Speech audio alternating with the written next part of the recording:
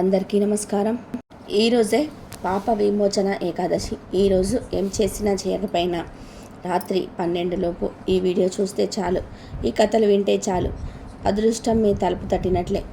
మీకు ఉన్న కష్టాలన్నీ కూడా పోతాయి, సమస్యలన్నీ కూడా పోతాయి, రాజయోగం పడుతుంది, పట్టిందల్లా బంగారం అవుతుంది. ఈరోజు ఎవరైతే ఈ కథలను వింటారో, ఈ వీడియోను చూస్తారో వారికి ఉండే జన్మల పాపాలు పోయి కోటి జన్మల పుణ్యం వస్తుంది. ఎంతో అదృష్టం ఉన్నవారే ఈ కథలను వినగలుగుతారు, ఈ వీడియోను చూడగలుగుతారు. ఈరోజు పాప విమోచని ఏకాదశి వ్రత కథను వింటే చాలు, మీ జాతకం మారిపోతుంది, కష్టాలన్నీ పోయి సకల ఐశ్వర్యాలు సిద్ధిస్తాయి.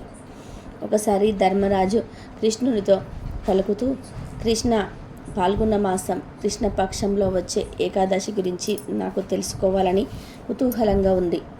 దయచేసి నాకు ఆ ఏకాదశి గురించి వివరించు. ఆ ఏకాదశి పేరేమిటి? ఆ ఏకాదశిని పాటించే పద్ధతిని, దాని ఫలితాన్ని నాకు చెప్పు అని అన్నాడు. అప్పుడు శ్రీకృష్ణుడు దానికి ప్రత్యుత్తరంగా పలుకుతూ, రాజోత్తమ, పాల్గొన మాసం కృష్ణపక్షంలో వచ్చే ఏకాదశి పేరు పాప విమోచని ఏకాదశి. దాని మహిమను ఇప్పుడు అతి పురాతన కాలంలో ఈ ఏకాదశి మహిమను లోమసముని మాంధాతకు వివరించాడు. ఈ ఏకాదశి పాల్గొన మాస కృష్ణపక్షంలో వస్తుంది. ఇది సకల పాపాలను హరిస్తుంది, జీవుడు పిశాచ జీవనాన్ని ఉద్దేశింపచేస్తుంది, అష్టసిద్ధులను ప్రసాదిస్తుంది అన్నాడు. ధర్మరాజా, లోమసముని చెప్పిన వివరాలు ఈ విధంగా ఉన్నాయి. దేవతల కోశాధిపతి అయిన కుబేరునికి ఒక రమ్యమైన పుష్పవనం ఉండేది. దాని పేరు చైత్రరథం. నిత్యం వసంత ఫలితంగా అక్కడ వాతావరణం ఆహ్లాదకరంగా ఉండేది. గంధర్వులు, కిన్నెరులు వంటి వారు అక్కడ క్రీడించేవారు. ఇంద్రాది దేవతలు కూడా అక్కడకు వచ్చి విహరించేవాడు. అదే వనంలో మేధావి అనే ఒక శివభక్తుడు తపస్సు చేసుకుంటూ ఉండేవాడు.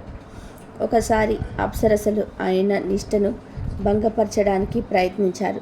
వారిలో మంజి ఘోష అనే ఒక అప్సరసముని మనస్సును హరించడానికి ఒక పన్నాగం పన్నింది.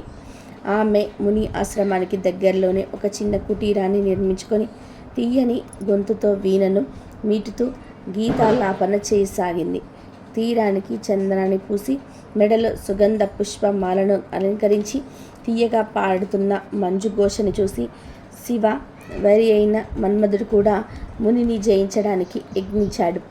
పూర్వం ఒకసారి శివుడు మన్మధుడిని కాల్చి భస్మం చేశాడు. పూర్వ శత్రుత్వాన్ని గుర్తు చేసుకొని మన్మధుడు ప్రతీకారం తీర్చుకోవడానికి శివభక్తుడైన ముని మనస్సులో ప్రవేశించాడు. తెల్లని యజ్ఞోపవేతాన్ని ధరించి చవ్వన ఋషి ఆశ్రమానికి నివసిస్తున్న మేధావి ఋషి అక్కడ రెండవ మన్మధుడిగా గోచరించాడు. అప్పుడు మంజు ఘోష అతనికి చెంతకు చేరింది. అది చూసి మేధావి కూడా కామపీడితుడై ఆ విధంగా అతడు శివభక్తిని విడిచి ఆ వనిత సాంగత్యంలో మునిగిపోయాడు. అనేక సంవత్సరాలు గడిచాయి. ముని తన స్థితి నుండి పతనం చెందాడని గుర్తించిన మంజు ఘోష తిరిగి తన లోకానికి వెళ్ళిపోవాలని నిశ్చయించుకుంది. అదే విషయాన్ని ఆమె మేధావితో చెప్పి తన లోకానికి వెళ్ళడానికి మనుజ్ఞను కోరింది. అప్పుడు మేధావి ఆమెతో, రమణి, నీవు నా దగ్గరికి వచ్చింది ఈ సాయంత్రమే కదా, ఈ రాత్రికి ఎక్కడే ఉండి రేపు ప్రొద్దున్నే వెళ్ళిపో అన్నాడు. ముని శపిస్తాడేమో అని భయపడిన మంజు ఘోష సరేనని చెప్పి మరి కొన్ని సంవత్సరాలు అక్కడే ఉండిపోయింది. ఈ రకంగా ఆ అప్సరస 52 సంవత్సరాల 9 నెలల 3 రోజులు మునితో గడిపినప్పటికీ అదంతా కేవలం ఒక రాత్రితో సగభాగం వలనే ఘోష సాగింది. తిరిగి మంజు ఘోష తన ఇంటికి వెళ్ళడానికి మునిని అనుజ్ఞని కోరింది. కానీ ఈసారి ముని ఆమెతో, రమణి, నా మాటలు విను, ఇది కేవలం రాత సమయం, నేను ప్రాప్తకాలంలో పూర్తి చేసేంత వరకు కూడా ఇక్కడే ఉండు అని చెప్పి అన్నాడు. అప్పుడు అప్సరస నవ్వి, మహర్షి, మీ ప్రాతకాల విధులు పూర్తి కావడానికి ఇంకెంత సమయం పడుతుంది? ఇంకా మీరు అవి పూర్తి చేయలేదా? ఇప్పటికే నా సాంగత్యంలో మీరు 52 సంవత్సరాలు గడిపారు, ఇప్పటికైనా సమయం విలువ తెలుసుకోండి అన్నది. ఆ మాటలు వినగానే ఋషికి జ్ఞానోదయం కలిగింది. అప్పుడు ఆ ఋషి మోహం నుండి తేరుకొని, సుందరి, 52 విలువైన కాలాన్ని నేను వృధా చేశాను, నీవే నా సమస్తాన్ని తపస్సును నాశనం చేశావు అని అంటూనే ఆయన కళ్ళలో నుంచి నీళ్లు తిరిగాయి. దేహం కోపంతో కంపించింది. అదే కోపంతో మేధావి ఆమెతో పలుకుతూ, నీవు మంత్రగత్తె పిశాచిలాగా ప్రవర్తించావు కాబట్టి పిశాచిలాగా మారిపో. పాపిష్టిదాన, నీ వల్ల నా తపస్సు నాశనమైంది. సిగ్గు సిగ్గు అని అన్నాడు. మేధావి ఇచ్చిన శాపానికి వినగానే మంజుఘోష అతనితో, ఓ బ్రాహ్మణోత్తమ, దయచేసి ఈ శాపాన్ని ఉపసంహరించుకో. నేను నీకు అనేక సంవత్సరాల సాంగత్యాన్ని ఇచ్చాను కాబట్టి క్షమార్హురాలని, నా మీద దయచూపండి అన్నది. ఆమె మాటలు వినిన మేధావి అప్పుడు ఆమెతో, సౌమ్యురాలా, నేనేం చేసేది? నీవు నా తపసంపదను కొల్లగొట్టావు. అయినా ఈ శాపం నుండి బయటపడే మార్గం నీకొకటి చెప్తాను. పాల్గొన మాసం కృష్ణపక్షంలో వచ్చే ఏకాదశి పేరు పాపమోచని ఏకాదశి. ఇది సకల పాపహరణం. నీవు ఆ ఏకాదశి వ్రతాన్ని పాటిస్తే నీ పిశాచ జీవనం పోతుంది అని పలికాడు. తర్వాత మేధావి తన తండ్రి చెవ్వన ఋషి అనే ఆశ్రమానికి వెళ్ళాడు. పతితుడైన తన పుత్రుణ్ణి చూసి చెవ్వన ఋషి అతి దుఃఖితుడై, అయ్యో, నీవెంత పని చేశావు? సాధారణ వన్యతకు ఆకర్షితుడవై తపస్సంపదను నష్టపరుచుకోవడం నీకు కొత్తగానే తగదు అని అన్నాడు. అప్పుడు మేధావి పలుకుతూ, తండ్రి, దురదృష్టవశాత్తు నేను అప్సరత సాంగత్యంలో మహాపాపాన్ని ఒడిగట్టాను కాబట్టి నాకు పాప పరిహారాన్ని తెలియచేయండి అని అర్థించాడు. కుమారుడి దీనాలపనికి చెవ్వన మహర్షి అతను మార్గోపదేశం చెప్తూ, పుత్ర, పాపమోచని ఏకాదశి వ్రత పాలన వలన సమస్త పాపాలు నశిస్తాయి కాబట్టి శ్రద్ధతో దానిని పాటించమని అన్నాడు. తండ్రి మాటలను వినిన మేధావి పరమోత్సాహంతో ఆ ఏకాదశి వ్రత పాలనకు సిద్ధపడ్డాడు. తర్వాత ఆ ఏకాదశి వ్రత విధానం వలన మేధావి పాపాలన్నీ కూడా నశించిపోతాయి. అతడు కూడా పరమ భాగ్యవంతుడవుతాడు. మంజుఘోష కూడా పాపమోచని ఏకాదశి పాలన ద్వారా పిశాచ రూపం నుండి బయటకు స్వర్గానికి వెళ్ళిపోతుంది. మాంధాతకు ఈ కథను వివరించిన లోమసముని చివరిగా పలుకుతూ, రాజా, ఈ పాప విమోచని ఏకాదశి వ్రత పాలన చేత సమస్త పాపాలు నశిస్తాయి. ఈ ఏకాదశి వ్రత మహత్యాన్ని చదవటం వలన, వినటం వలన సహస్ర గోదాన ఫలం లభిస్తుంది. ఈ వ్రత పాలన ద్వారా బ్రహ్మహత్య పాతకం, భ్రూణహత్య పాపం, మధుర పానపానకం, గురుపత్ని సంగమ పాపం వంటి సకల పాపాలు సమూలంగా నశిస్తాయి అన్నాడు. కాబట్టి ధర్మరాజా, ఈ ఏకాదశి పరమ మంగళకరమైనది, సకల పాపహరమైనది కాబట్టి ప్రతి ఒక్కరు కూడా శ్రద్ధతో ఈ ఏకాదశి వ్రత పాలన చేయాలి అని శ్రీకృష్ణుడు ధర్మరాజుకు చెప్పాడు. ఈరోజు పూజలు ఎక్కువగా చేసేవారికే ఎందుకు కష్టాలు వస్తాయో తెలిపే కథను వింటే జీవితంలో ఎప్పుడు కష్టాలు రావు. చాలామంది అనుకుంటూ ఉంటారు, ఎక్కువ పూజలు చేసేవారికే, నిత్యం భగవంతుణ్ణి ఆరాధించే వారికే కష్టాలు వస్తాయి. అసలు పూజలు చేయని వారికి, పాపాలు చేసేవారికి అంతా మంచే జరుగుతుంది అని అనుకుంటూ ఉంటారు. అయితే ఒకరోజు ఒక భక్తుడికి కూడా ఇదే సందేహం వచ్చి శ్రీ మహావిష్ణువును ప్రశ్నించారు. స్వామి, ఎందుకు మీరు ఎక్కువగా పూజలు, నిత్యం మీ నామస్మరణతో ఉన్న వారికే దుఃఖాన్ని మిగులుతూ ఉన్నారు? కొందరు అస్సలు కనీసం మీకు దీపం పెట్టి ఒక అగరబత్తి కూడా వెలిగించకుండా, మీ నామాన్ని ఒక్కసారి కూడా తలుసుకోకుండా, ఎవ్వరికి ఏ దానం చేయకుండా ఉన్నవారికి సుఖాలను ఇస్తున్నారు అని భక్తుడు శ్రీ మహావిష్ణువును అడుగుతాడు. అప్పుడు శ్రీ మహావిష్ణువు, ఓ భక్త, నీలాగే నారదుడు కూడా నన్ను ఒకసారి ఇలానే ప్రశ్న వేశాడు. అప్పుడు నేను నారదుడితో ఇలా అన్నాడు, నారద, ఈ ప్రశ్నకు సమాధానం తెలుసుకునే ముందు మనమిద్దరం బ్రాహ్మణ వస్త్రాలను ధరించి అలా భూలోకంలో సంచరించి వద్దామా అని అంటాడు. నారదుడు సరే అంటాడు. అప్పుడు శ్రీ మహావిష్ణువు, నారద మహామహర్షుల వారు బ్రాహ్మణ వస్త్రాలు ధరించి భూలోకంలో సంచరిస్తూ ఉన్నారు. అలా వెళ్తూ ఉండగా వారికి ఒక పెద్ద భవంతి కనిపిస్తుంది. వారు అక్కడికి వెళ్ళి, ఇంట్లో ఎవరైనా ఉంటే మాకు బాగా ఆకలిగా ఉంది, తినడానికి ఏమైనా ఇస్తారా అని అడుగుతారు. అప్పుడు ఆ ఇంటి యజమాని అయినటువంటి సేటు బయటకు వచ్చి ఏంటి అని అడుగుతాడు. దానికి ఆ ఇద్దరు బ్రాహ్మణులు, మాకు బాగా ఆకలిగా ఉంది, తినడానికి ఏమైనా ఇవ్వగలరా అని అడుగుతారు. దానికి సేటు, మీ బాబు సొమ్ము ఏమైనా ఇక్కడ దాచిపెట్టారా, ఇవ్వండి అని అడుగుతాడు. వెళ్ళండి అని అంటాడు. అప్పుడు ఆ బ్రాహ్మణుడు, మేము యాచకులము, భిక్ష అడుగుతున్నాము, కొద్దిగా ఏదో ఒక భిక్ష పెట్టండి అని అంటాడు. కానీ సేటు మాత్రం వెళ్ళు బయటికి అని చెప్పి వారిద్దరిని నెట్టివేస్తాడు. అప్పుడు నారదుడు శ్రీ మహావిష్ణువు చేతులను పట్టుకొని బయటకు తీసుకొచ్చి, స్వామి, ఈ సేటు అంత అవమానం చేశాడు, అతన్ని మీరు ఏమీ అనలేదు, మీరు అతన్ని శపించండి అని కోరాడు. అప్పుడు శ్రీ మహావిష్ణువు తన 2 చేతులను పైకి ఎత్తి, నీకు 4 వైపుల నుంచి ధనం రావాలి, నీ వ్యాపారం ఇంకా ఇంకా వృద్ధి చెందాలి, నీ ఇంట్లో సంపద పెరగాలి అని వరాన్ని ఇస్తాడు. ఆ మాటలు విన్న నారద మహర్షి శ్రీ మహావిష్ణువు చేతుల్లో పట్టుకొని ఇలా అన్నాడు, స్వామి, ఏంటిది? ఆ సేటు మిమ్మల్ని తిట్టి వెళ్ళిపోతున్నాడు. అన్ని మాటలు అంతగా అవమానించి పంపితే మీరేమో లక్ష్మీ వృద్ధి చెందాలని అంటారేమిటి స్వామి అని ఆశ్చర్యంగా అడుగుతాడు. కానీ స్వామివారు మాత్రం, పద నారద, ఇక్కడి నుండి వెళ్ళిపోదాం అంటాడు. నారద మహర్షుల వారికి ఏమీ అర్థం కాదు. అలా వారు ముందుకు వెళ్తూ ఉండగా ఒక ఊరు గుడిసె కనిపించింది. అక్కడ ఒక ముసలావిడ కూర్చొని ఉంది. ఆ 2 బ్రాహ్మణులు అక్కడికి వెళ్ళి, మాతా భిక్షాందేహి అని అడుగుతారు. తల్లి, మాకు ఆకలిగా ఉందమ్మా, తినడానికి ఏమైనా పెట్టమ్మా అని అడుగుతారు. అప్పుడు ఆ తల్లి, స్వామి, మా ఇంట్లో తినడానికి అయితే ఏమీ లేవు, నాకు ఒక ఆవు ఉంది, సేవ చేసుకోవడం వలన అది రోజు నాకు పాలన ఇస్తుంది, ఆ పాలే ఉన్నాయి, మీరు లోపలికి రండి అని వారికి ఆసనం వేసి కూర్చోమని చెప్పి వారికి పాలన తీసుకొని వచ్చింది. అప్పుడు నారదుల వారు, స్వామి, ఈమె ఎంత మంచి తల్లి, మనల్ని ఆసనం వేసి కూర్చోబెట్టి తనకు ఉన్న దానిలో మన ఆకలి తీర్చాలని అనుకొని పాలు ఇచ్చింది. కానీ ఆ సేటు మాత్రం మనల్ని తిట్టి పంపాడు.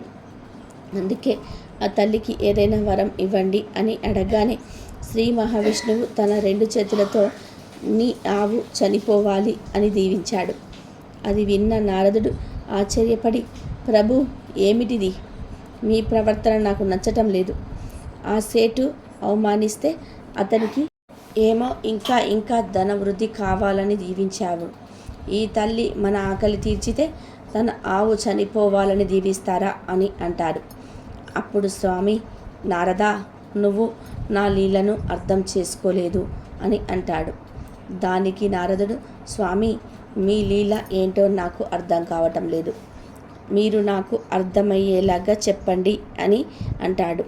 అప్పుడు స్వామివారు ఇలా చెప్తారు, నారద, ఆ ముసలావిడ రోజు నా నామస్మరణే చేస్తూ ఉంటుంది, నిత్యం నన్ను తలుస్తూనే ఉంటుంది.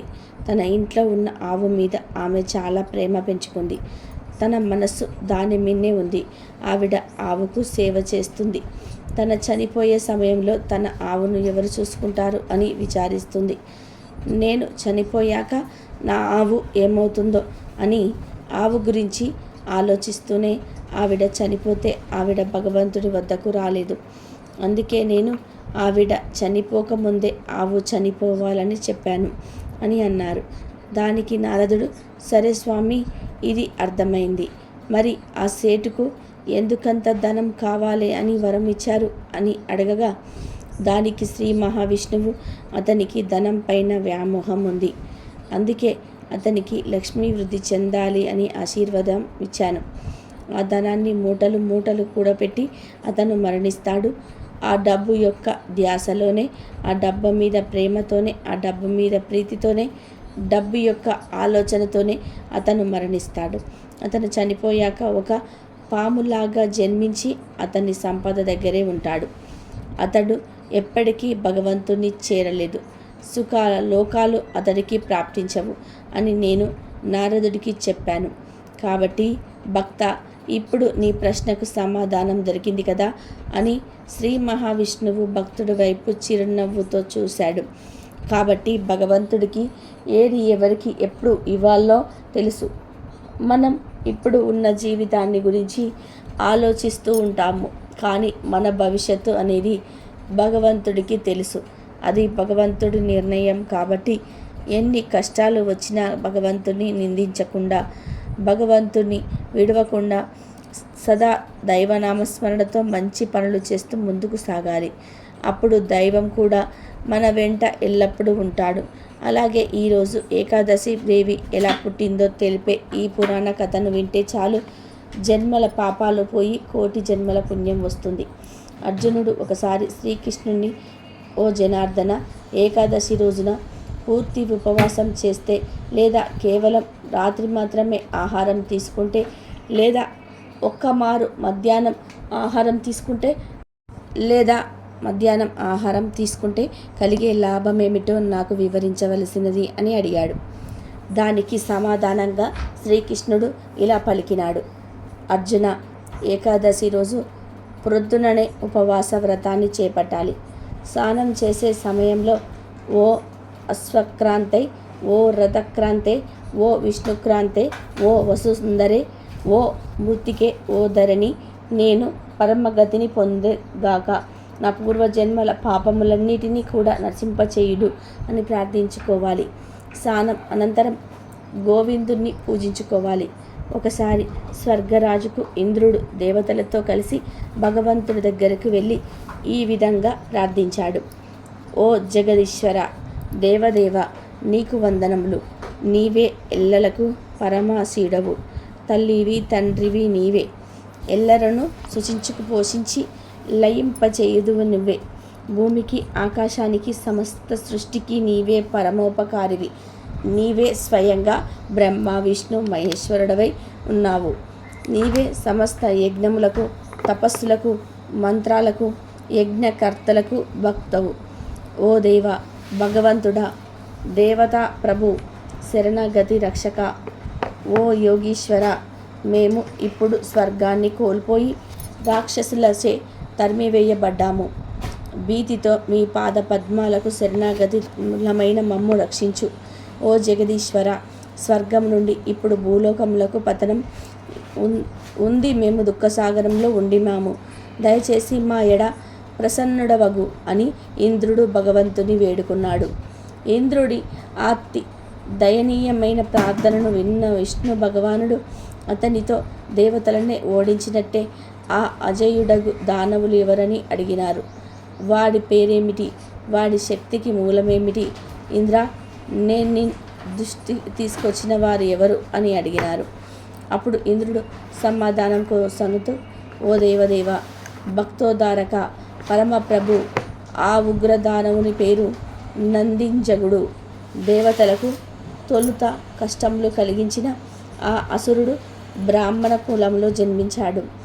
వారికి సమాన బలశాలి అయిన మురుగుడను పుత్రుడున్నాడు.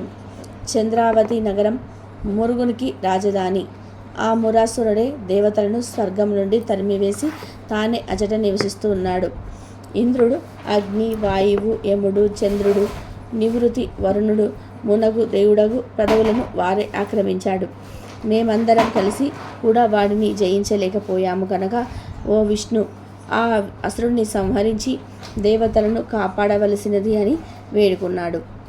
ఇంద్రుని పలుకులను విని భగవానుడు దేవతలకు పీడించినట్టే ఆ అసురుల పట్ల క్రుధుడై అతనితో, ఓ దేవరాజా, నీ శత్రువైన ఆ అసురుణ్ణి నేను స్వయంగా వధిస్తాను. అప్పుడు మీరందరూ కూడా చంద్రావతి నగరానికి బయలుదేరి రండి అన్నాడు. అప్పుడు దేవతలందరూ కూడా విష్ణు భగవానుని లాయకత్వంలో చంద్రావతి నగరానికి బయలుదేరుతారు. ఒక ప్రక్క దేవతలు తమ చెంత ఉన్నట్టే వేల కొలది ఆయుధాలతో యుద్ధ సన్నద్ధులు అవుతూ ఉండగా, వేరొక ప్రక్క అసంఖ్యాక అస్త్రశ్రైన పలువృద్ధుడై మురాసురుడు గర్జించసాగాడు. దానవులచే తీవ్రంగా దెబ్బతిని ఆది వరకే దేవతలు చెల్లాచెదురై ఉన్నారు. కానీ ఇప్పుడు దేవదేవునిచే నడపబడుతున్న ఈ దేవతలు నిర్భీతిగా తమ ఎదుట నిలబడుట చూసి దానవులకు తీవ్రమైన క్రోధం కలిగినది. ఇతర దానవులను ఓడించటం భగవంతునికి సులభమే. అయినప్పటికీ మురాసురుణ్ణి ఓడించటం మాత్రం అతనికి కష్టతరమైంది. ఎన్ని ఆయుధాలను ప్రయోగించినప్పటికీ మురాసురుణ్ణి వధించటం సాధ్యపడకపోయేసరికి భగవానుడు ఆ దానవునితో ఈష్టి యుద్ధానికి దిగి 10,000 సంవత్సరాలు పోరాడాడు. చివరికి భగవానుడు ఆ అరసుని ఓడించి బందరీక ఆశ్రమానికి వెళ్ళాడు. బద్రిక ఆశ్రమంలో భగవానుడు హేమావతి అనే సుందరమైన గుహలో ప్రవేశించి విశ్రాంతి తీసుకున్నాడు. తదనంతరం ఆ దానవుడు విష్ణువును వెంబడించి గుహలో ప్రవేశించాడు. అతడు విశ్రాంతి తీసుకుంటున్న విష్ణువుని చూసి అతడు చంపడానికి సన్నద్ధుడయ్యాడు. అప్పుడు దేదీప్యమానమైన దేవి విష్ణుమూర్తి శరీరం నుండి ఉద్భవమైంది. నానా విధములైన దివ్య ఆయుధములను కలిగి ఆ అసురునితో పోరాడడం మొదలుపెట్టింది. దీర్ఘకాలం యుద్ధం చేసిన తర్వాత ఆ దేవి చివరకు అసురుని శిరస్సును ఖండించి వేసింది. అప్పుడు మిగిలిన అసురులు భయంతో పాతాళలోకానికి పారిపోయారు. విశ్రాంతి నుండి మేల్కొన్న ఆ భగవంతుడు తన ఎదుట మురాసురుని మృతి చెంది పడి ఉండడం చూశాడు. తేజోమయురాలైన దేవి ముకులిత అస్తయ ఎదుట నిలబడి ఉండడాన్ని చూసి ఆశ్చర్యంతో ఎవరని ఆమెను ప్రశ్నించాడు. దేవా, నేను నీ దేహం నుండి ఉత్పత్తి అయినాను, ఈ అసురుని వధించాను.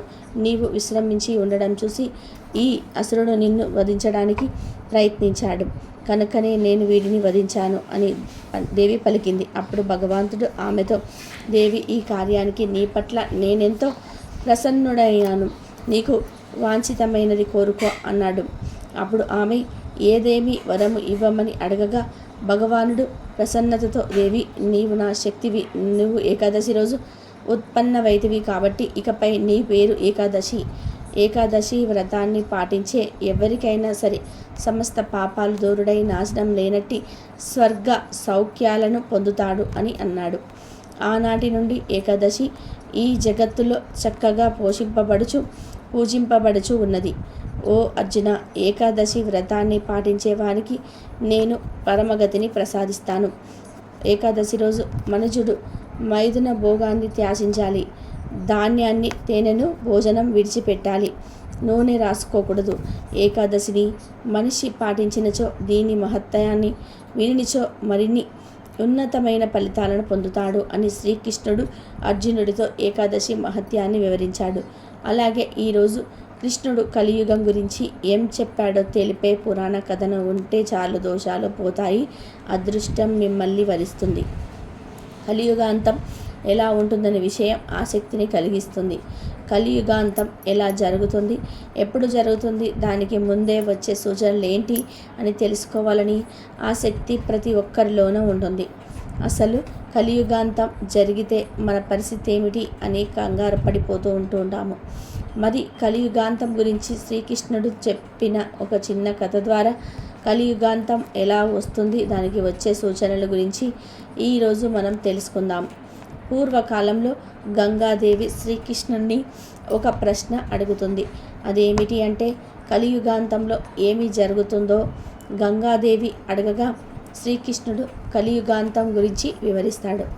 కలియుగం అంటే కలహాల యుగం అని, వివాదాల యుగం అని అర్థం.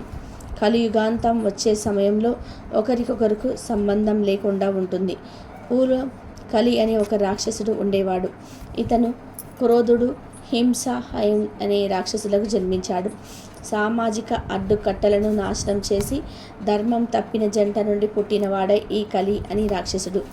ద్వాపర యుగంలో అన్న చెల్లెలకు పుట్టినవాడే ఈ కలిపురుషుడు. ఇతని కాలాన్నే కలికాలం అంటారు. ఈ యుగం మిగతా యుగాల కంటే చాలా భిన్నంగా ఉంటుంది. ఇతను కలియుగం పాలిట భయంకరమైన క్రోధుడిలాగా ప్రవర్తిస్తూ ఉంటాడు. ఇతను ఎప్పుడు కూడా ఒక చేతిలో నాలుకను బయటకు లాగి పట్టుకొని మరొక చేతితో జనాన్ని అంటే ప్రజలను నాశనం చేయాలని చూస్తూ ఉండేవాడు.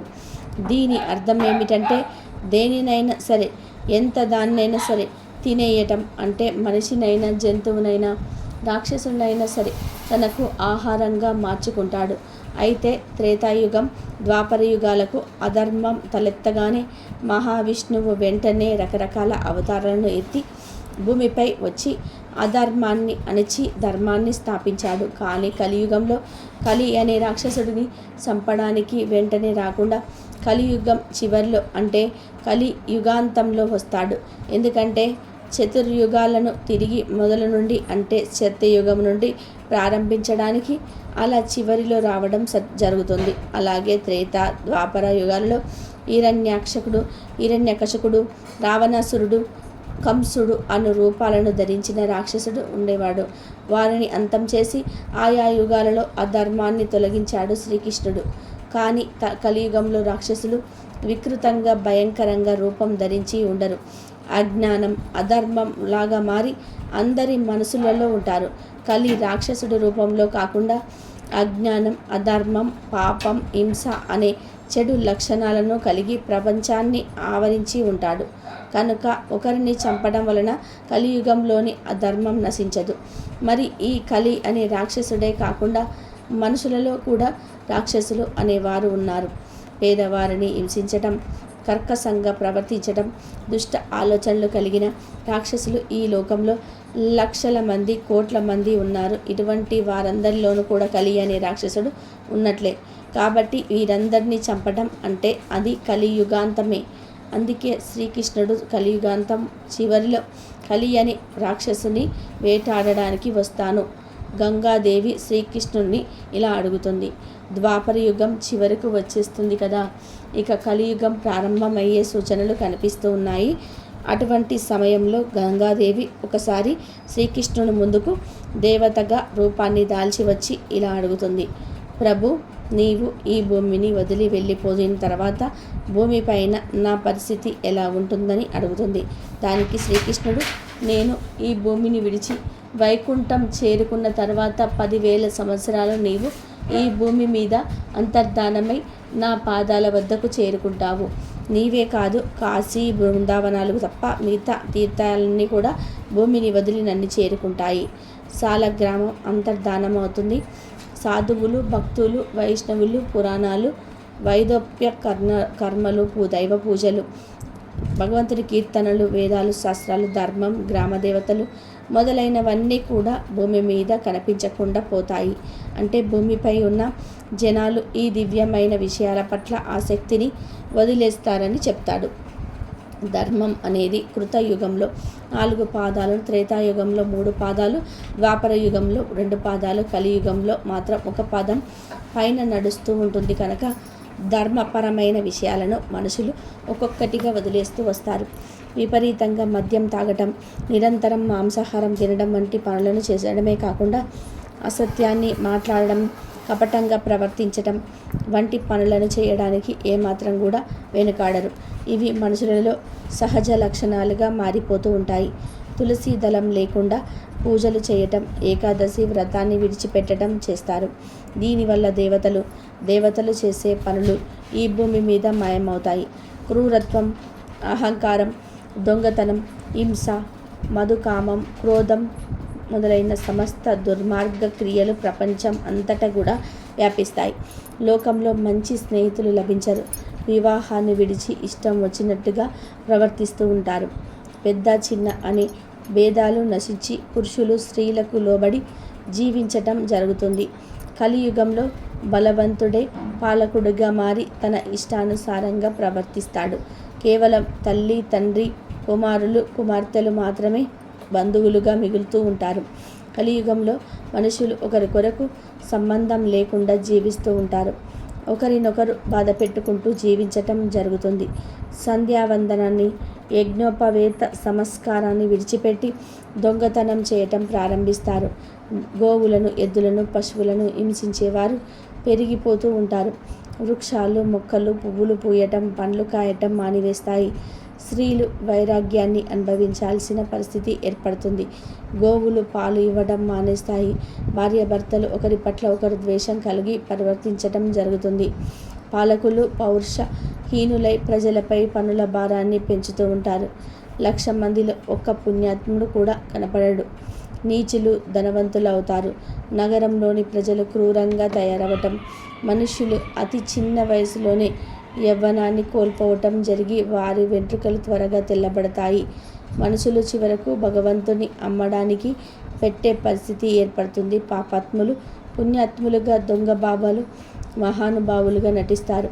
కలియుగాంతంలో వంచకులు, అజ్ఞానులు దేవులను పూజిస్తూ ఉంటారు. కీర్తి ప్రతిష్టల కోసం దానాన్ని చేస్తూ ఉంటారు. మన సంస్కృతి ప్రకారంగా దానం చేసిన వాడు దానం చేశానని, దానాన్ని తీసుకున్నవాడు తీసుకున్నానని చెప్పకూడదు. కానీ కలియుగంలో దీనికి విభిన్నంగా జరుగుతుంది. దానంగా ఇచ్చిన వస్తువులను తిరిగి వనితకి తీసుకుంటూ ఉంటారు. మనుషులు స్త్రీలపైన వాంఛ కలిగి తిరుగుతూ ఉంటారని శ్రీకృష్ణుడు గంగాదేవితో కలియుగంలో మనుషుల ప్రవర్తన గురించి చెప్తూ ఉంటారు. ఆయన చెప్పినట్టుగానే భూమి మీద సరస్వతి నది మాయమైపోతుంది. గంగా నది కూడా పూర్తిగా కలుషితం అయిపోతుంది. కలియుగంలో కాలం గడిచిన కొద్దీ నీతో పాటు మిగతా నదులు కూడా అదృష్టమై నన్ను చేరుకుంటాయి అని శ్రీకృష్ణుడు గంగాదేవికి చెప్తాడు. ఈ విధంగా మనిషి భూమి మీదకు పూర్తిగా పతనమైన తర్వాత శ్రీకృష్ణుడు కల్కి అవతారంలో భూమిపైకి వస్తాడు.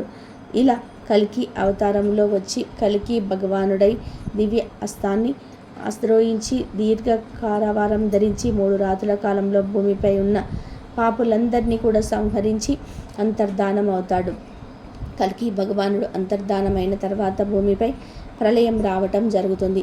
చాలామంది కలియుగాంతం అంటే ప్రళయం అని అనుకుంటూ ఉంటారు, కానీ ప్రళయం వేరుగా ఉంటుంది. బ్రహ్మదేవుడు నిద్రపోయే సమయంలో ప్రళయం వస్తుంది. మరి కలియుగాంతంలో ఏం జరుగుతుందంటే కల్కి భగవానుడు అంతర్ధానమైన తర్వాత 6 రాత్రులు భారీ వర్షాలు కురుస్తాయి. ఆ వర్ష ధారల వలన భూమి అంతా కూడా జలమయం అవుతుంది. భూమిపై మనుషులు లేకుండా పోతారు. వృక్షాలు గృహాలు భూమి మీద ఉండవు. తర్వాత 12 మంది సూర్యులు విధించి తమ ప్రచండమైన కిరణాలతో భూమిపైన ఉన్న జనాన్ని తీసివేస్తారు. అంతటి కలియుగం అంతరించి త్రుతయుగం అంటే సత్యయుగం ప్రారంభమవుతుంది. కలియుగం పూర్తి కాలం 4,32,000 సంవత్సరాలు ఉంటుంది. ప్రస్తుతం కలియుగం 5,000 సంవత్సరాలు మాత్రమే పూర్తయింది. ఇప్పటికీ భూమి మీద మనిషి నీచ స్థాయికి దిగజారడం పోతున్నాడు. మిగతా కలియుగ కాలంలో మనిషి ఎలా మారుతాడో మనమే అర్థం చేసుకోవచ్చు. ఈ పవిత్ర కథను ఎవరైతే వింటారో వారికి సకల శుభాలు కలుగుతాయి. అలాగే ఈరోజు కలియుగంలో భగవంతుడు ఎవరికి కనిపిస్తాడో తెలిపే ఈ కథను వింటే అపార ఐశ్వర్య యోగం సిద్ధిస్తుంది. కష్టాలు దరిచేరవు.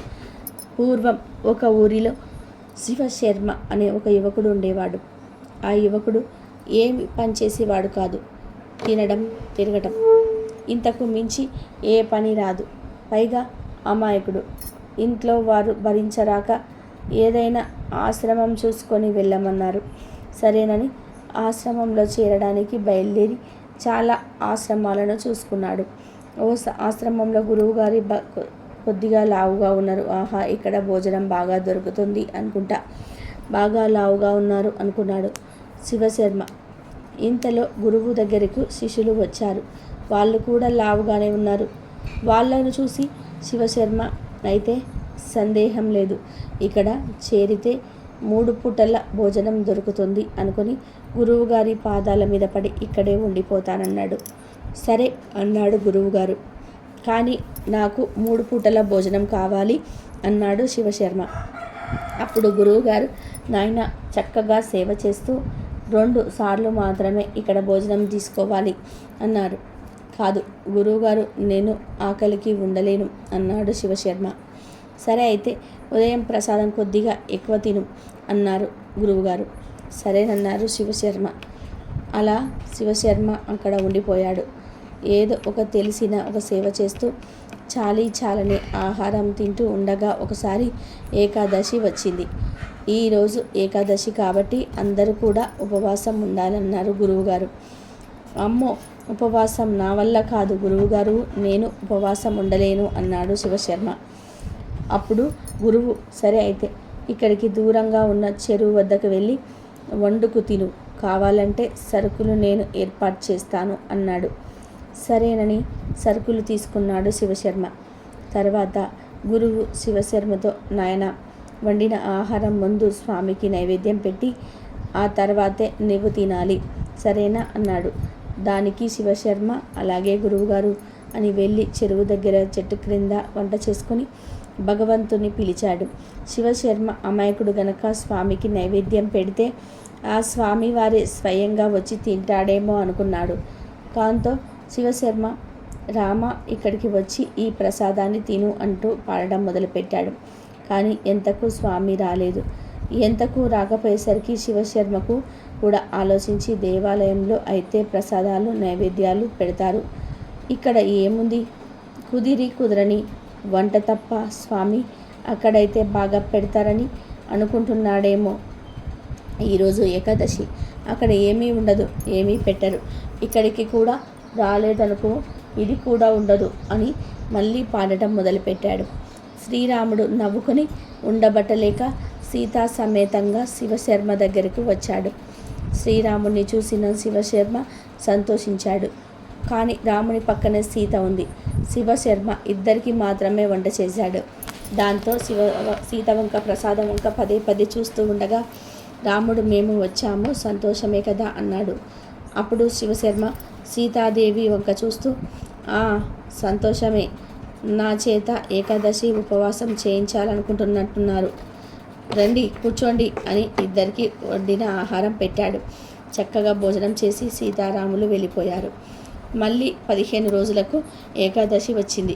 గురువుగారు మొన్న ఇచ్చినట్లే ఈసారి కూడా కిలో బియ్యం, పప్పులు, దినుసులు శివశర్మకు ఇచ్చారు. అప్పుడు శివశర్మ, గురువుగారు ఈ సరుకులు సరిపోవటం లేదండి, ఇద్దరు వచ్చారు, ఇంకాస్త కావాలి అన్నారు. అది విని గురువుగారు, వీడికి సరిపోతున్నట్లు లేదు, ఇంకొక కేజీ ఇచ్చి పంపండి అన్నాడు.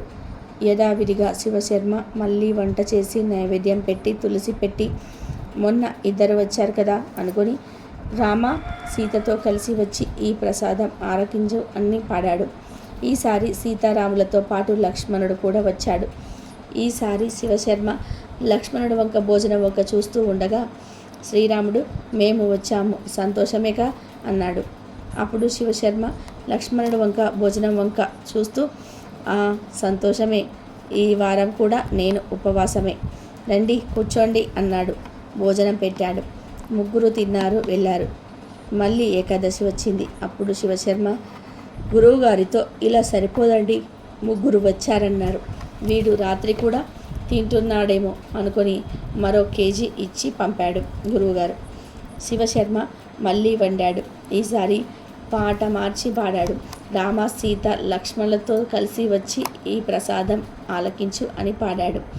కానీ ఈసారి సీతారాములు లక్ష్మణుడు వచ్చాడు. వీళ్ళతో పాటుగా హనుమాన్ కూడా వచ్చాడు. మేము వచ్చాము ఆనందమేగా అని అడిగాడు రాముడు.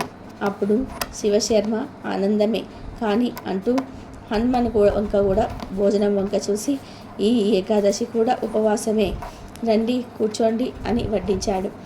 అందరూ కూర్చొని తృప్తిగా తినేసి వెళ్ళిపోతూ ఉండగా శివశర్మ స్వామివారిని పిలిచి ఇలా అడిగాడు, స్వామి ఏమి అనుకోను అంటే ఒక మాట అడగవచ్చా? ఈసారి ఎంతమంది వస్తారో అనగా శ్రీరాముడు నవ్వి ఏమీ చెప్పకుండా వెళ్ళిపోయాడు. మళ్ళీ ఏకాదశి వచ్చింది. గురువుగారు ఈసారి రవ్వ 10 కిలోలు, బియ్యం 10 కిలోలు, పచారీ 10 కిలోలు కావాలి అన్నారు. గురువుగారికి వీడేమైనా అమ్ముకుంటున్నాడా అని సందేహం వచ్చిన వాడు అడిగింది ఇచ్చి పంపాడు. అప్పుడు గురువుగారు దగ్గరికి శిష్యులు వచ్చి వీడు సరుకులను అమ్ముకుంటున్నట్టు ఉన్నాడు, ఎక్కడ అమ్ముతున్నాడు, ఏ దుకాణంలో అమ్ముతున్నాడు చూద్దాం పదండి అని గురువుగారి దగ్గరితో సహా శివశర్మ వెనుక బయలుదేరారు. ఎప్పటిలాగేనే శివశర్మ చెరువు దగ్గరికి వెళ్ళి సామాన్లు అంతా కూడా అక్కడ పడేసి చెట్టు క్రింద కూర్చొని రామ సీత లక్ష్మణ హనుమంతులతో కలిసి వచ్చి ఈ ప్రసాదాన్ని ఆలకించండి అని పాట పాడాడు. ఈసారి సీతారాములు లక్ష్మణుడు హనుమాన్ భరత శత్రుఘ్నులు కౌసల్య సుమిత్ర కైకేయి సపరివారమంతా కూడా వచ్చేశారు. అప్పుడు రాముడు శివశర్మతో అయోధ్య వాసులమంతా నీ దగ్గరికి వచ్చేసాము, సంతోషమేగా, ప్రసాదం ఏది ఎక్కడుంది అని అడిగాడు. అప్పుడు శివశర్మ ఎప్పుడు నేను వండితే మీరు తినేసి వెళ్ళిపోతున్నారు, కొద్దిగా కూడా ఉంచటం లేదు, నా చేత 4 ఏకాదశులు ఉపవాసం చేయించారు, ఈసారి మీరే వండండి, సామాన్లంతా కూడా అక్కడే ఉంది అన్నాడు. శ్రీరాముడు నవ్వి సరేనని శ్రీరాముడు కూరగాయలు కోస్తూ ఉన్నాడు. సీతమ్మ పొయ్యి దగ్గరికి వెళ్ళింది. లక్ష్మణుడు హనుమంతుడు కట్టెలు తెచ్చారు. ఇలా అందరూ తల ఓ పని చేస్తూ ఉండగా సీతమ్మ వంట వండుతుందని తెలుసుకొని దేవతలు, ఋషులు, గంధర్వులు వరుసగా వస్తూ ఉన్నారు. కోలాహలంగా తయారైంది ఆ ప్రదేశమంతా. ఇంతలో గురువుగారు అక్కడికి వచ్చి అక్కడి సన్నివేశాన్ని చూస్తే సామాను పక్కన పడేసి చెట్టు కింద పడుకొని కనబడతాడు. వెంటనే గురువుగారు వచ్చి శివశర్మ, ఏంటి సామానంతా అక్కడ పడేసి చెట్టు కింద పడుకున్నావు అని అనగానే, అదేంటి గురువుగారు, సీతారాములు, లక్ష్మణుడు, హనుమంతుడు, కౌశల్య, సుమిత్ర, కైకేయి అందరూ కలిసి వంట చేస్తూ ఉన్నారు కదా, మీకు కనిపించడం లేదా అన్నాడు. అప్పుడు గురువు ఆశ్చర్యంతో, ఎక్కడ, నాకేం కనబడటం లేదు అన్నాడు. అప్పుడు శివశర్మ శ్రీరాముని చూసి, మీరు మా గురువు గారికి కనపడటం లేదంట, కనిపించండి, లేదంటే నా మీద సందేహం వస్తుంది. అసలు మీరు మా గురువు గారికి ఎందుకు కనపడటం లేదు అని అడగగా, శ్రీరాముడు, నేను మీ గురువు గారికి కనిపించను అన్నాడు. అప్పుడు శిష్యుడు ఎందుకు అని అడుగుతాడు. ఆయన మహాజ్ఞాని, గొప్ప పండితుడు, ఆయనకు అన్నీ తెలుసు. అలాంటి వారికి మీరు ఎందుకు కనిపించటం లేదు అని అడుగుతాడు.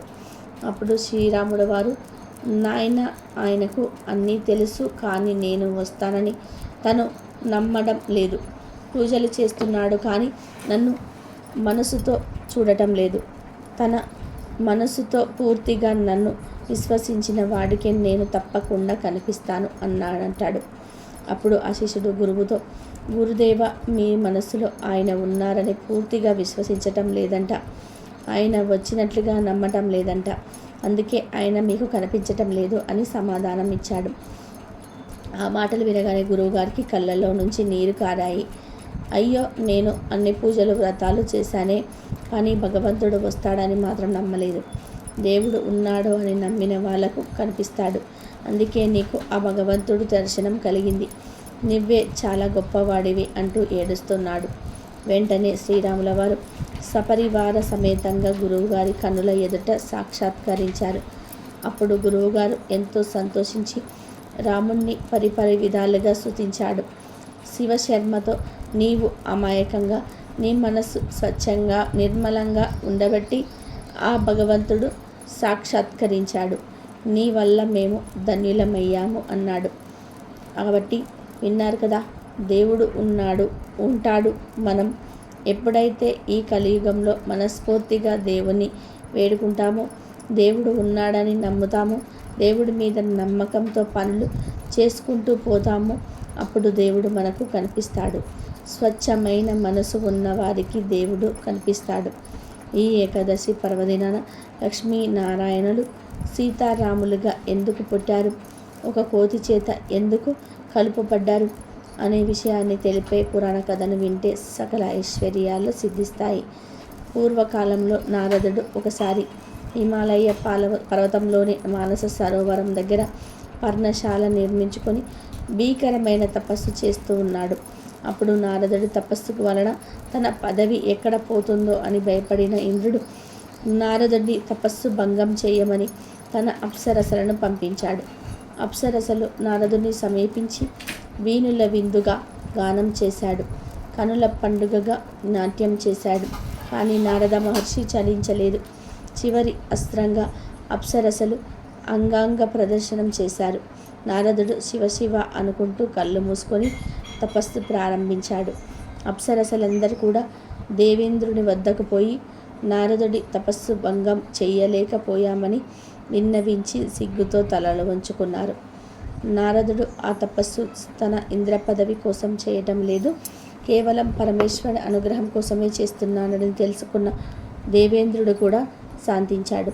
అప్సరసల వయ్యారాలకు లొంగక ఇంద్రియ నిగ్రహం పాటించినందుకు నారదుడు తనను తానే అభినందించుకున్నాడు. లోలోన సంతోషించాడు. క్రమంగా ఆ సంతోషం గర్వంగా మారింది. అప్సరసలకు లొంగలేదు కాబట్టి మాయను జయించినట్లే అని తీర్మానించుకున్నాడు. ఇలా ఉండగా ఒక రోజున నారదుడు సత్యలోకానికి వెళ్ళి బ్రహ్మదేవుడితో తను తపస్సు చేసిన విధానము, అప్సరసలను చేయించిన విధానము వివరించి, తండ్రి, ఇదే కదా మాయ, ఆ మాయను నేను జయించగలిగాను అన్నాడు. ఆ మాటలు విన్న పరమేష్ఠి నవ్వి ఊరుకున్నాడు. తర్వాత నారదుడు కైలాసానికి వెళ్ళి శివుడికి నమస్కరించి, దేవదేవ, శివమాయను జయించటం వలన నేను ధన్యుడైనాను అన్నాడు. ఆ మాటలు విన్న ఈశ్వరుడు, నారద, శివమాయ అంటే ఏమిటో పూర్తిగా నాకే తెలియదు, దాన్ని జయించాలంటున్నావు, ఎందుకైనా మంచిది, జాగ్రత్తగా ఉండు అన్నాడు. తర్వాత నారదుడు వైకుంఠం చేరి విష్ణువుకు నమస్కరించి తాను చేసిన తపస్సు గురించి తెలిపి తాను శివమాయను జయించాను. శివమాయ విష్ణుమాయ కూడా నన్నేమీ చేయలేదు అన్నాడు. మాటలు విన్న విష్ణుమూర్తి, నారద, త్రిమూర్తులకు మించిన శక్తి ఇంకొకటి ఉన్నది. అదే పరమశక్తి, మహామాయ. దానిని గురించి తెలియని వారు విష్ణుమాయ, శివమాయ అనుకుంటారు. కానీ మహామాయ త్రిమూర్తులను కూడా బద్దులను చేస్తుంది. మాయకు అతీతుడైన వారెవ్వరూ కూడా లేరు. కాబట్టి నువ్వు మాత్రం జాగ్రత్తగా ఉండు అన్నాడు. ఆ మాటలు విన్న నారదుడు సరేనని తల ఊపి భూలోకానికి బయలుదేరాడు. భూలోకంలో కళ్యాణపురం అనే పట్టణం ఉన్నది. అది సస్యశ్యామలమై ఉన్నది. ఆ రాజ్యాన్ని పాలించే మహారాజుకు యుక్త వయసురాలైన కుమార్తె ఉన్నది. ఆ కుమార్తెకు వివాహం చేద్దామని నిశ్చయించి దేశ నలుమూలల చాటింపు వేయించాడు ఆ మహారాజు. రాజ్య భవనంతో పాటు కళ్యాణపురం అంతా కూడా అందంగా అలంకరించారు. అంత కోలాహలంగా ఉన్నది. ఆ రాజ్యానికి బయలుదేరాడు నారదుడు. రాజభవనానికి వచ్చాడు. మహర్షిని చూడగానే రాజు ఆద్యపాదాలు ఇచ్చి స్వాగతం పలికారు. సుఖాసీనుడైనాడు నారదుడు. మహర్షిని ఘనంగా సత్కరించాడు మహారాజు. చెలికత్తెలు రాకుమార్తెను తోలుకొని వచ్చారు. రాజ అంశలా వచ్చిన రాకుమారి అతి వయ్యారంగా నమస్కరించింది. నిండు యవ్వనంతో ఉన్న రాకుమారి అపురూప సౌందర్య రాశి. ఆమెను చూడగానే నారదుడి మనసు పరిపరి విధాలుగా పూరింది. ఆమె పేరు రమాదేవి. ఆమె అందచందాలకు ముగ్ధుడైన మహర్షి, రాజా, నీకు అభ్యంతరం లేకపోతే మీ కుమార్తెను నేను వివాహం చేసుకుంటాను అన్నాడు. ఆ మాటలు విన్న రాజు, మునీంద్ర, అంతకన్నా నాకు అదృష్టం ఇంకేమీ అయినా ఉంటుందా? నీ కోరిక తప్పకుండా మరణించాలి. కానీ నా కుమార్తె శ్రీహరి తప్ప మరెవరిని కూడా వివాహం చేసుకోను అంటుంది. అంతా భగవతేచ్ఛ. రేపే కదా స్వయంవరం. మీరు కూడా స్వయంవరానికి విచ్చేయండి అన్నాడు. నారదుడు సంతోషంగా సరే అన్నాడు. వెంటనే నారదుడు అక్కడి నుండి వైకుంఠానికి బయలుదేరాడు. వైకుంఠంలో శ్రీమన్నారాయణుడు శేషపానుపుపై శయనించి ఉన్నాడు. నారదుడు వైకుంఠం చేరి శ్రీవారిని చూసి, మహాప్రభో, సుఖాలు భోగాలు అనుభవించటం నీకు మించిన వారు ఇంకా ఈ జగత్తులో మరెవ్వరూ లేరు. నేను సన్యాసిని, ఏకాకిని. స్వామి, కలత్ర సుఖం స్వర్గ సుఖం కన్నా కూడా మిన్న అంటారు. భూలోకంలో కళ్యాణపురాధీశుడు తన కుమార్తెకు స్వయంవరం ప్రకటించాడు. ఆమె అందాల రాశి, అపరంజి బొమ్మ. నేను ఆమెను వివాహమాడాలనుకుంటున్నాను. కానీ ఆమె శ్రీహరిని తప్ప మరెవరిని వివాహమాడను అంటున్నది. కాబట్టి ఓ జగన్నాథ, నీ హరి రూపము నాకు ప్రసాదించి నన్ను ఒక ఇంటివాడిని చెయ్యి అని పుణ్యం కట్టుకో అంటూ అనేక విధాలుగా ప్రార్థించాడు. ఆ మాటలు విన్న విష్ణుమూర్తి, నారద, వివాహము అంటే ఒక స్త్రీని కట్టుకొని ఆమెతో కాపురం చేయటమే కదా. మాయలో పడ్డవాడు ఆ మాయ నుండి బయటపడే మార్గం ఉన్నది. కానీ సంసారంలో పడ్డవాడికి దానిలో నుంచి బయటపడే మార్గమే లేదు. సారము లేనిదే సంసారము అని పండితులు చెప్తున్నారు. సంసారివై మాయలో పడితే నిన్ను రక్షించేవాడు ఎవరు? ఒకసారి ఆలోచించు అన్నాడు. ఆ మాటలు కోపించిన నారదుడు, స్వామి, వివాహం చేసుకున్నంత మాత్రం చేతనే మాయలో పడిపోతానా? శివమాయ విష్ణుమాయలను జయించిన వాడని. ఇప్పటి వరకు నిన్ను ఏమీ అడగలేదు. ఈ ఒకటి అడుగుతున్నాను, నీ హరి రూపాన్ని నాకు ప్రసాదించు అన్నాడు. తదాస్తు అన్నాడు శ్రీహరి. అలా ఆ రోజు గడిచిపోయింది. మరునాడు భూలోకంలో కళ్యాణపురం పెళ్లి సందడితో కోలాహలంగా ఉంది. దేశ విదేశాల నుండి రాజులు, మహారాజులు, రారాజులు లెక్కలేనంతమంది స్వయంవరం మంటపానికి వచ్చేశారు. వారందరూ రతనాల హారాలు ధరించారు. వజ్రాలు ఒదిగిన కిరీటాలు ధరించారు. వారు ధరించిన వజ్ర వైడూర్యాల కాంతులతో స్వయంవరం మంటపం కొత్త కాంతులను పుంజుకుంది. స్వయంవరం మంటపంలోకి ప్రవేశించాడు నారదుడు. రాకుమారి కోరినట్లుగానే తను హరి రూపం ధరించి వచ్చాడు.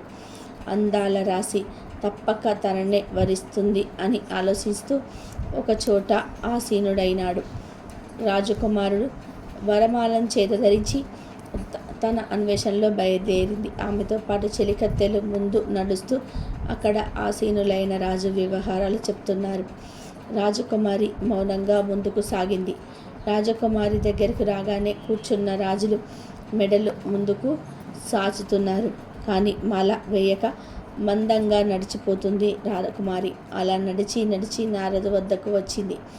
చెలికత్తెలు రాకుమారితో ఏదో చెప్పారు. నారదుడు మెడను ముందుకు వంచాడు. చిరునవ్వు నవ్వింది రాకుమారి. గొల్లుమన్నారు చెలికత్తెలు. ఆ కోలాహలానికి నారదుడి వైపు చూసిన రాజులు కూడా పగలబడి నవ్వారు. ఏం జరుగుతుందో, అందరూ ఎందుకు నవ్వుతున్నారో నారదుడికి అర్థం కాలేదు. అలా రాజకుమారి నారదుడి మెడలో మాల వేయకుండానే ముందుకు సాగిపోయింది.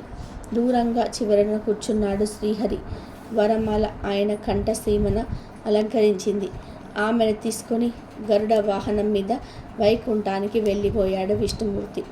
ఆ విషయం ఎవ్వరు కూడా పట్టించుకోకుండా స్వయంవరానికి వచ్చిన రాకుమారులు, రాజులు అందరూ తననే వింతగా చూస్తూ పరిహాసంగా నవ్వుతూ ఉండడంతో ఏం జరిగిందో అర్థం కాలేదు నారదుడికి. ఇక ఉండబడలేక అసలేం జరుగుతుందో తెలుసుకోవాలనే కుతూహలంతో వారిని అడిగారు నారదుడు. అప్పుడు ఆ రాజులు, ఏమయ్యా, నువ్వెవరో పిచ్చివాడిలాగా ఉన్నావే? వంటి మీద ఉన్న వజ్రాలు ఆభరణాలు చూస్తే శ్రీనాథుడి వల్ల ఉన్నావు. కానీ నీ ముఖం ఒక్కసారి చూసుకో, కోతిలాగా ఉన్నది. నిన్ను రాకుమారి ఏ రకంగా వరిస్తుందనుకున్నావు అంటూ నారదుడిని ఎగతాళి చేశారు. నారదుడికి ఈ విషయం అర్థమైంది. శ్రీహరి తన రూపాన్ని మంటే కోతి రూపాన్ని ఇచ్చి తనని మోసం చేశాడు. సభలో తనకు తీరని పరాభవాన్ని కలిగించాడు. తలవంపులైంది నారదుడికి. దీనికి కారణమైన విష్ణువు అస్సలు క్షమించరాదనుకుంటూ కోపంతో ఊగిపోతూ ఉటావుటీన వైకుంఠం చేరుకున్నాడు. అక్కడ శ్రీ మహావిష్ణువును చూసి, నారాయణ, నువ్వెంత మోసగాడవు! దేశ దేశాల నుంచి వచ్చిన రాజుల మధ్య నన్ను ఘోరంగా అవమానించావు. దీనికి ప్రతిఫలం నువ్వు అనుభవింపకుండా ఉండలేవు. భార్య కోసం నేను ఏ విధంగా తల్లడిల్లిపోయానో అలాగే నీవు కూడా నీ భార్య కోసం నానా కష్టాలు పడతావు. నాకు కోతి ముఖం ప్రసాదించావు కనుక ఆ కోతి ముఖలే నీకు కష్టకాలంలో సహాయంగా నిలుస్తాయి. ఇదే నా శాపం అన్నాడు. ఆ మాటలు విన్న శ్రీ మహావిష్ణువు, నారద, శాంతించు. శివమాయ నిన్ను ఆవహించింది. హరి రూపము కావాలని కదా నువ్వు అడిగింది. హరి అంటే కోతి అని అర్థం నీకు తెలియదా? జ్ఞాన వైరాగ్యాలు కోల్పోయి ఈ రకంగా కోరడం నీకు తగినదా చెప్పు. ఒక్కసారి నువ్వు ఆలోచించు. నిన్ను నేను మోసగించానా? నువ్వు మాత్రం నన్ను అకారణంగా శపించావు. సరే, నీ శాపం నిష్ఫలం కాదులే. అయితే త్రేతాయుగంలో శ్రీరామచంద్రుడిగా దశరథుడి ఇంట పుట్టి నీ శాపమును అనుభవిస్తాను. నువ్వు నన్ను శపించిన నేను మాత్రం నీకు వరమిస్తున్నాను. కలహప్రియుడైనప్పటికీ కూడా ముల్లోకాలలో అందరూ కూడా నిన్ను గౌరవిస్తారు అన్నాడు శ్రీహరి.